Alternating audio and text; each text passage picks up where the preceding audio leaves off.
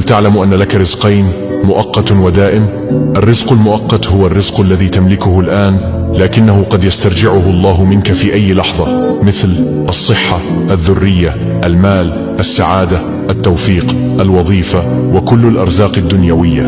أما الرزق الدائم فهو الذي يكون حليفا لك، ملازما لك حتى يوم تبعث، ويبقى نافعا لك في دنياك وآخرتك، مثل أن يرزقك الله الاستيقاظ والناس نيام لتصلي ركعتين في جنح الليل، فهذا رزق. صلاة الضحى رزق، خدمة والديك وطاعتهما رزق، حفظك للقرآن وتلاوته رزق، خشوعك في الصلاة رزق، صدقتك رزق، حسن خلقك رزق، ذكرك لله سبحانه وتعالى رزق، صلتك لرحمك رزق، توحيدك لله رزق، وتجنبك للغيبة رزق. فلا تجعل أرزاقك المؤقتة تنسيك وتشغلك عن أرزاقك الدائمة.